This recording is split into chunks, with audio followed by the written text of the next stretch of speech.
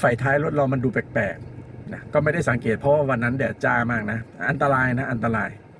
นะจะต้องหมั่นสังเกตรถตัวเองอยู่เสมอเลยเวลาจอดตากแดดเนี่ยวันนั้นทำไมไฟท้ายมันดูแปลกๆมันดูเหมือนสว่างมองเห็นมาแต่ไกลเราก็ว่า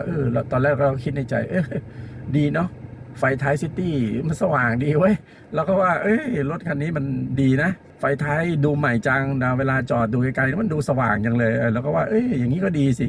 เวลาจอดตอนกลางวันเนี่ยมองเห็นแต่ไกลเลยว่ารถจอดอยู่ดีนะที่ใดได้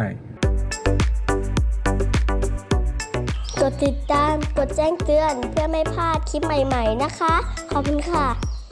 เมื่อวานเนาะก็ได้ลงคลิปเกี่ยวกับแบตเหลือ0 โวลต์นะของคุณภรรยาผมเองนะครับก็จริงๆแล้วภรรยานี่ขับรถน้อยมากนะครับขับรถน้อยนะครับผมก็บอกว่าให้ขับไปตลาดบ้างขับไปซื้อของบ้างสิเนี่ยตรงเนี้ยใกล้ๆเนี่ยวนกลับ2 โลเนี่ยภรรยาก็ไม่ค่อยใช้รถนะครับคือรถเนี่ยนะรถยนต์นะเอาเป็นว่ารถทุกชนิดเลยถ้าจอดทิ้งไว้เฉยๆต่อให้คุณจะเช็ดแค่ข้างนอกดีขนาดไหนนะครับเช็ดข้างในดีขนาดไหนก็ตามถ้าไม่ได้ขับนะครับจะไม่ทนนะครับหนึ่งละแบตเตอรี่นะครับแบตเตอรี่เนี่ยต่อให้ maintenance free ก็ตามภาวะของรถเนี่ยมันจะมีการใช้กระแสอยู่ตลอดเวลาอย่างเช่นถ้ารถเริ่มเป็นดิจิตอลเนี่ยจะมีการรักษาสเตตของเลขทริปนะครับต่อให้เป็นการประมวลผลในระดับมิลลิแอมไมโครแอมวันหนึ่งมี24 ชั่วโมงนะครับนะกระแสใช้ไปทุกเสี้ยวเวลาอันที่2รถยนต์ดีขึ้นมาหน่อยนะครับก็จะมีนาฬิกาอยู่ในรถนะครับอยู่ในชุดเครื่องเสียงนะครับโดยอย่างเช่น City Civic อะไรอย่างเงี้ยนะมันจะมีเวลาบอกนะตัวเลขเวลาเหล่านี้ก็จะใช้แบตเตอรี่รถยนต์เวลาเราถอดแบตเตอรี่ออกเวลาก็จะเซตศูนย์นะครับถ้ารุ่นเก่าๆหน่อยนะครับถ้ารถมีสัญญาณการขโมยก็จะกินแอมป์นะครับแบตมีสิทธิ์เหลือ0 โวลต์ได้นะครับคราวนี้เรื่องของเมื่อวานเนี่ยที่ผมลงคลิปไปยังไม่จบนะเดี๋ยวมีต่อนะครับอันนี้ผมแทรกกลางให้ก่อนนะครับเมื่อวานเนี่ยผมชาร์จตั้ง8 ชั่วโมง12 ชั่วโมงเลย8 ถึง 12 ชั่วโมงอะชาร์จมาก็ตั้งแต่5 โมงจนถึง3 ทุ่มนะครับ3 ทุ่ม4 ทุ่มรุ่งเช้ามาวัดดูแรงดันก็สูงเหมือนเดิมนะครับ12 โวลต์นะครับแต่ยังไม่ถึงเต็ม 12.5 นะชาร์จ1 แอมป์เนี่ยกิน1 แอมป์ตลอดเวลาเลย12 ชั่วโมงนะครับแต่แบตไม่เสียนะผมยืนยันว่าแบตไม่เสียแค่มันแอมป์มันน้อยเราเรียกว่ามันหมดนะครับผมก็บอกอย่าเพิ่งซื้อเลยนะครับเดี๋ยวผมเอาไปชาร์จให้ภรรยาบอกอยากเปลี่ยนลูกใหม่เปลี่ยนลูกใหม่แล้วไงนี่รถไม่ค่อยได้ใช้2 อาทิตย์กลับมาเป็นอีกนะคราวนี้ยังไม่จบนะครับยังไม่จบแล้วผมไปใส่เมื่อตอนสัก11 นาฬิกาเนี่ยนะครับปรากฏว่าระบบทุกอย่างเนี่ยทำงานได้แต่ยังสตาร์ทรถไม่ได้ยังแช่อยู่แช่เนี่ยคิดว่าน่าจะเป็นระบบหัวฉีดน้ำมันนะครับคอยจุดระเบิดมันทำงานต๊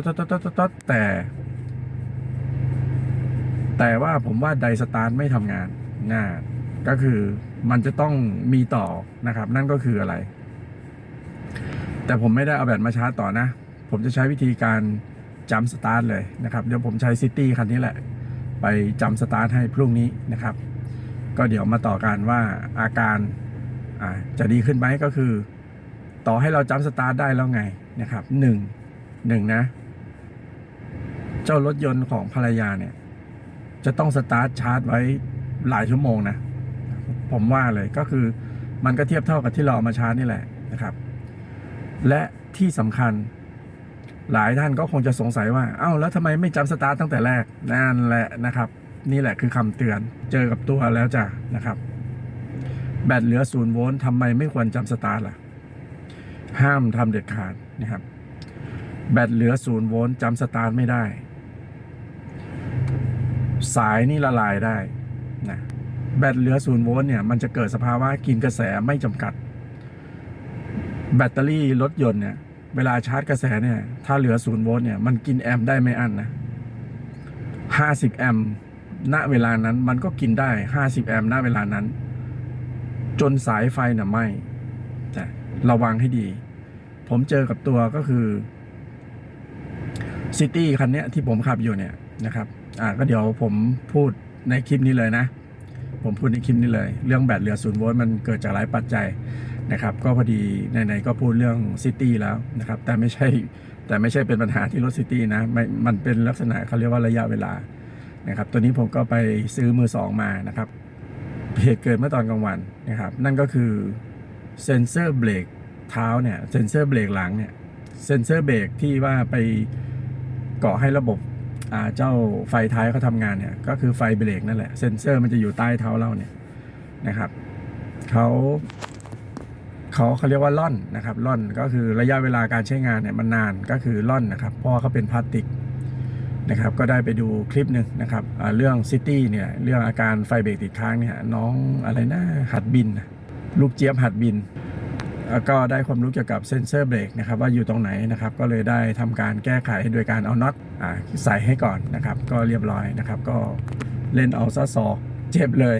ถ้าเราไม่ได้จอดอยู่กับอู่อะไรเงี้ยถ้าจอดอยู่ตามถนนเนี่ยเวลาจอดซ่อมจะต้องหันด้านคนขับหรือด้านที่เราจะซ่อมเนี่ยเข้าถนนนะครับเพราะว่าถนนมันมีการสัญจรเยอะมากนะครับก็เลยระวังเรื่องความปลอดภัยก้มโอ้โหกว่าจะใส่ได้ดูนะครับก็ฉุกเฉินครับฉุกเฉินเซ็นเซอร์เบรกเนี่ยจะถูกกดตอนที่เราปล่อยเบรกนะครับก็คือมันจะมาแตะกระเดื่องนะครับแล้วกระเดื่องเว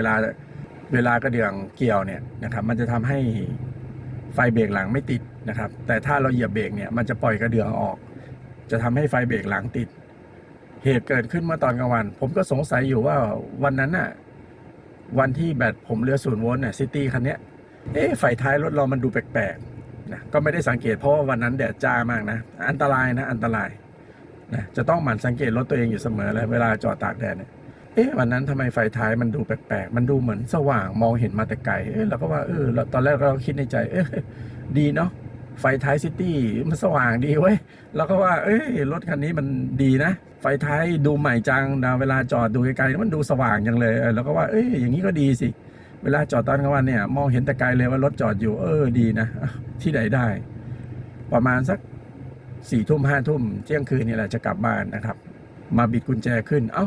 เรือนไม่โชว์ไฟไม่โชว์อะไรขึ้นมาเลยแล้วก็กดสตาร์ทไม่ได้ก็คือไม่มีไฟเลยก็เลยสงสัยว่าเป็นที่แบตหรือเปล่าก็เลยไปเปิดฝากระโปรงรถดูแล้วก็ปรากฏว่าแบตเหลือ0 โวลต์ฟังต่อนะยังไม่จบนะจุดอันตรายเริ่มมาแล้วจุดอันตรายเริ่มมาแล้วแบตเหลือ0 โวลต์นะครับระวังให้ดีนะครับมือใหม่นะครับระวังให้ดีผมแนะนำเลยเครื่องชาร์จแบตเตอรี่อย่างน้อยควรมีติดบ้านไว้ตัวที่ผมเหน็บตะกร้าให้เนี่ยนะครับชาร์จกระแสสูงสุดได้5 แอมป์นะครับก็จะมีตัวดีหน่อยได้10 แอมป์นะครับก็อยากจะดันสุดก็เอาไปเลย10 แอมป์นะครับใครอยากจะฝืนกฎฟิสิกส์ก็ลองชาร์จอยู่ที่5 แอมป์ชั่วโมง10 แอมป์ชั่วโมงก็ได้เต็มไวนะครับแต่ไม่รับประกันเรื่องสายไหมมันจะทนได้หรือเปล่าสายชาร์จต้องดีหน่อยเครื่องชาร์จแบตเนี่ยจำเป็นจะต้องมีติดบ้านไว้นะต่อให้ไม่ใช่ช่างก็ตามยูเซอร์ก็ควรจะมีติดไว้นะครับฉุกเฉินเนี่ยมันจะทำให้ท่านใช้รถได้โดยที่ไม่ต้องยกแบตหรือไม่ต้องซื้อแบตใหม่นะครับเหตุเกิดณตอนกลางคืนผมมาวัดแบตดูเหลือ0 โวลต์ซิตี้นี่แหละซิตี้คันนี้แบตเหลือ0 โวลต์คันนี้จำได้ไหมว่าเมื่อประมาณเกือบปีแล้วที่เราลงไปเรื่องแบตเตอรี่เรื่องกระแสชาร์จไม่พอที่ผมหลงไปซื้อ GS แบตเตอรี่มาเก็บไว้ที่ว่าผมจะมาสตาร์ตตัวกระบะผมเนี่ยกระบะตัวที่อยู่ข้างหลังนั่นนะเห็นเงาๆนะเห็นไหมตัวนั้นยังใช้แบต FB ตัวเก่าอยู่นะ GS แบตเตอรี่ผมก็เก็บไว้ในร้านอยู่ก็เป็นแบตดีคราวนี้ผมก็เอา GS เนี่ยมาจัมนะครับมาจัมสตาร์ซิตี้คันนี้นะครับซึ่งเป็นแรงดันเท่ากันนะ12 โวลต์แรงดันเท่ากันต่อให้กระแสเยอะขอให้แรงดันเท่ากันนะเป็นแบต12 โวลต์นะครับไอ้ลูกนั้นมันรู้สึกจะ45 แอมป์ส่วนลูกนี้มันอยู่ประมาณสัก40 แอมป์นะครับตัวซิตี้เนี่ยเอามาสตาร์ทได้ผมก็จัมสตาร์ทเลยคันนี้ผมก็วิธีการคือผมก็ลืมคิดถึงเรื่องแบตเหลือ0 โวลต์เนี่ยมันไม่ควรอยู่แล้วนะครับลืมคิดไงเวลาที่ฉุกเฉินมาเนี่ยนะผมเชื่อว่าบางท่านจะโบ๊ะบาเลยผมก็โบ๊ะบานะผมเคยโบ๊ะบามาก่อนเหตุเกิดก็คือว่าผมก็จัมสตาร์ทด้วยหลักที่ถูกต้องเลยก็คือเอาขั้วบวกเสียบขั้วบวกนะครับแล้วเอาขั้วลบของแบตเตอรี่ตัวที่จะมาจัมเนี่ยเอาเสียบกับตัวทางรถเลยก็ไม่เกิดอะไรขึ้นนะแล้วก็มาบิดกุญแจปรากฏว่าตัวเรือนใหม่ก็ขึ้นดีนะครับจริงๆแล้วก็พร้อมสตาร์ทเลยแหละแต่เมื่อปรากฏสตาร์ทเนี่ยปุ๊บสตาร์ทไม่ได้ดังแชะแชะแชะแชะแชะแชะแชะแชะ ผมก็ว่ามันเป็นอะไรแต่ผมลองแค่2-3 ครั้งลองประมาณ3 ครั้งไม่ได้ผมเอะใจทันทีเลยตามหลักแล้วมันน่าจะได้ใช่ไหมเพราะกระแสเยอะเป็นแบตใหม่นะเอามาจำสตาร์ททำไมไม่ได้ทั้งที่ซิตี้มันจุดสตาร์ทอะไรก็ไม่ได้ใช้ไฟเยอะอะไรขนาดนั้นครั้งที่3ครั้งที่2ครั้งที่3สตาร์ทอีกจิ๊กไม่ได้ผมก็เลยกลับไปที่แบตเตอรี่ผมหยิบมิเตอร์มาวัดไฟที่แบตเตอรี่ปรากฏว่าแรงดันที่ตัวทั้งแบตเตอรี่ใหม่และแบตเตอรี่เก่าเนี่ยตกเหลือ4 โวลต์คลำดูสายอุ่นแทบไหม้แล้วแทบร้อนผมก็เลยปลดเลยนี่แหละครับคือคำเตือนคือแบตเหลือ0 โวลต์เนี่ยมันจะเกิดสภาวะกินกระแสได้ไม่จำกัดถ้าแรงจ่ายซัพพอร์ตกระแสทันก็คือตัวแบตเตอรี่ใหม่นั่นแหละแรงจ่ายเราเรียกว่าแรงจ่ายใหม่มันซัพพอร์ตกระแสทันเพราะว่าแอมป์มันเยอะมันก็พร้อมที่จะมาเติมกับ0 โวลต์เนี่ยได้ณเวลานั้นได้ไม่อั้นสายเนี่ยโชคดีสายของผมเนี่ยเป็นสายกิกะแอมป์นะเป็นสายที่แบบใหญ่มากเท่านี้นะครับเป็นสายใหญ่เป็นทองแดงฝอยขนาดใหญ่เลยจึงไม่ปรากฏการไหม้แต่ถ้าเกิดว่าบางท่านเนี่ยถ้าขาดความรู้หรือไม่มีประสบการณ์ไปใช้สายไฟบ้านมาอย่างเช่นสายฝอยไฟบ้านถ้าเกิดว่าท่านที่ไม่มีความรู้ไปเอาสายฝอยมาจัมป์สตาร์ทล่ะสายไฟบ้านน่ะคิดว่าสายไฟบ้านมารับแรงดันได้ตั้ง220มันน่าจะเอามาจัมป์สตาร์ทได้สิถ้าหลงเอาสายตัวนั้นมาจัมป์สตาร์ทนะวันนั้นนะที่แบตซิตี้เนี่ยเหลือ0 โวลต์แบตที่มาจัมป์เป็นแบตใหม่นะสายไหม้แล้วครับท่านผู้ชมนะจะไหม้รถท่านแล้วก็ไหม้สีเลยเพราะว่าสายไฟเวลาพาดมามันจะพาดตัวถังมาถูกไหมมันก็จะไหม้สีไหม้ตัวถังอันนี้คือคำเตือนนะครับถ้าแบตเตอรี่ใครเหลือ0 โวลต์นะถ้าอยากจะใช้แบตลูกเก่าจะต้องถอดแบตไปชาร์จนะอย่างมากก็ชาร์จ1 แอมป์1 วันหรือชาร์จ2 แอมป์1 วันอะไรก็ช่างนะครับชาร์จ1 แอมป์2 แอมป์ไว้สัก10 ชั่วโมงนะครับก็มีสิทธิ์ที่จะจัมป์สตาร์ทขึ้นมาได้แต่ถ้าแบตเหลือ0 โวลต์เนี่ยมันจะกินกระแสได้ไม่อั้นแล้วแรงดันจะตกพอแรงดันตกมันจะไม่มีสภาวะที่จะไปขับไดชาร์จได้ก็คือไดชาร์จเนี่ยเขาใช้แรงดันจะต้องเป็น12 โวลต์กระแสสูงแต่ถ้าแรงดันตกไปเหลือ4 โวลต์ก็คือทำไมแรงดันถึงตกล่ะเพราะว่าเมื่อสภาวะเกิดการไหลด้วยกระแสที่ไม่อั้นแล้วตัวปลายทางเนี่ยเราเรียกว่าเป็นแบตเตอรี่ลูกเก่าซึ่งถือว่าเป็นโหลดของแบตเตอรี่ลูกใหม่มันก็กินประจุเข้ามากินกระแสไฟฟ้าเข้ามากินประจุเข้ามาฟืดแรงดันตกปุ๊บตัวแบตเตอรี่ลูกเก่าเนี่ยมันจะแย่งกระแสไปหมดเลยต่อให้เวลาเราสตาร์ทมันจะสตาร์ทไม่ขึ้นแรงดันไม่ขึ้นจึ๊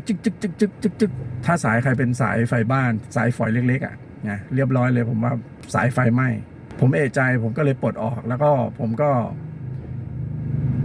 เอามิเตอร์ไปวัดดูนะครับปรากฏว่าแรงดันตกสักพักแรงดันตัวแบตเตอรี่ลูกใหม่เนี่ยพุ่งขึ้นมาเป็นประมาณสัก17 โวลต์นะครับเพราะว่าแบตเตอรี่ลูกใหม่มันโดนดึงกระแสไปแล้วกระแสแรงดันมันวิ่งขึ้นฉับพลันมันก็เลยพุ่งไป17 โวลต์ผมก็เลยเอาไปชาร์จนะครับชาร์จปุ๊บปรับแรงดันใหม่แรงดันก็กลับมาเป็น 12.5 โวลต์ปกติก็ใช้ได้ปกติจากนั้นแบตเตอรี่ลูกเก่าเนี่ยผมทำยังไงผมก็ชาร์จเลยครับผมไปชาร์จตั้งแต่ตอนประมาณสักเที่ยงคืนนี่แหละจนถึง7 โมงเช้าผมเอามาสตาร์ซิตี้เนี่ยสตาร์ทขึ้นตึ๊ดเดียวขึ้นเลยตึ้งเลยแล้วผมก็สตาร์ซิตี้เนี่ยไว้สักประมาณ15 นาทีนะครับให้เขาชาร์จแบตจากนั้นเนี่ยตั้งแต่วันนั้นจนถึงวันนี้ประมาณ1,400 โลนะครับจากวันนั้นถึงวันนี้ 1,400 กิโลเมตรเนี่ยแบตเตอรี่ลูกที่มันเหลือ0 โวลต์เนี่ยก็ยังใช้อยู่นะซึ่งเป็นแบตมากับรถนะครับเก่าแล้วแหละนะครับน่าจะมาพร้อมรถนะครับก็น่าจะหลายปีอยู่ผมว่าดูจากสภาพก็น่าจะ3 ปีอัพแล้วนี่คือข้อคิดเรื่องของแบตเหลือ0 โวลต์กับรถยนต์จุดอันตรายก็คือถ้าแบตเหลือ0 โวลต์ห้ามจัมป์สตาร์ทเด็ดขาดนะครับย้อนกลับมาที่แบตภรรยาของผมที่เหลือ0 โวลต์แล้วผมยกมาชาร์จเนี่ยถามว่าถูกต้องไหมถูกต้องแล้วครับถ้าผมไปจัมป์สตาร์ทที่รถภรรยานะแล้วปรากฏว่ารถภรรยาเนี่ยสตาร์ทติดขึ้นมามันจะใช้กระแสชาร์จสูงมากนะลงไปชาร์จแบตลูกนั้นสายไฟภรรยาเนี่ยจะร้อนได้ร้อนแล้วผมว่าก็มีสิทธิ์ไหม้ได้แบตเหลือ0 โวลต์เนี่ยไม่ควรจะไปจัมป์สตาร์ทเด็ดขาดนะครับห้ามกับรถยนต์นะครับและยังไม่จบนะครับของภรรยายังสตาร์ทไม่ติดนะแต่แรงดันไม่ตกนะครับแรงดันตอนนี้ของรถภรรยานะคือ12 โวลต์นี่แหละเอาไปจัมป์สตาร์ทได้แล้วถ้าแรงดันเป็น12 โวลต์เนี่ยสามารถจัมป์สตาร์ทได้เดี๋ยวพรุ่งนี้ผมขับซิตี้คันนี้ไป แล้วผมไปจำสตาร์ทให้ผมเอาสายจำสตาร์ทไปสตาร์ทให้ก็เดี๋ยวผมถ่ายคลิปให้ดูนะครับ ก็ประมาณนี้นะครับ ก็สรุปแล้วคือขั้นตอนก็ยังไม่มีอะไรผิดพลาดนะครับ ด้วยความที่แบตเหลือ0 โวลต์เนี่ยยังไงก็ต้องถอดออกมาชาร์จ ต่อให้เวลาชาร์จไปสัก10 ชั่วโมงแล้วยังกลับไปสตาร์ทยังสตาร์ทไม่ติดเดี๋ยวทุกท่านจะกังขา นั่นแหละจำสตาร์ทได้ถ้าแรงดันกลับมาแล้วจำสตาร์ทได้เลยนะแล้วก็สตาร์ทรถทิ้งไว้สัก10 นาทีแล้วก็ขับบ่อยๆมันก็กลับมาในสภาวะปกติแบตก็จะกลับมาดีขึ้นเหมือนเดิมนะครับ ก็ประมาณนั้นนะครับฝากไว้นะครับหวังว่า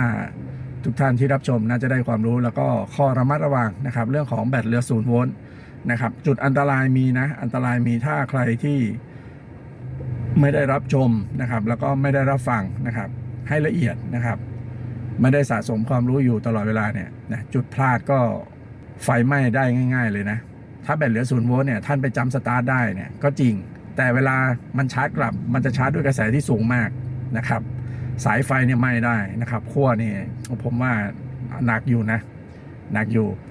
แต่ถ้ารถยนต์เนี่ยมันมีการควบคุมกระแสชาร์จโอเคอันนี้ผมไม่เถียงนะครับสายไฟก็ไม่ไหม้แต่ยังไงก็ตามนะครับฟังคลิปผมดูแล้วก็พิจารณาให้ดีผมบอกว่าสายไฟของผมร้อนแทบไหม้นะครับแสดงว่าเป็นจุดอันตรายจริงๆที่ผมจะต้องออกมาเตือนนะครับโอเคนะครับคลิปนี้ก็หวังว่าน่าจะได้รับชมนะทุกท่านนะครับก็ขอขอบคุณไว้แต่เพียงเท่านี้นะครับสวัสดีครับพอดีมือหนึ่งจับมือถือนะขอบคุณท่านผู้ชมทุกท่านนะครับแล้วก็ขอขอบคุณท่านสมาชิกทุกท่านนะครับสวัสดีครับ ขอบคุณสำหรับการรับชมนะคะ อย่าลืมกดไลค์ กดแชร์ แล้วกดติดตามนะคะ ขอบคุณค่ะ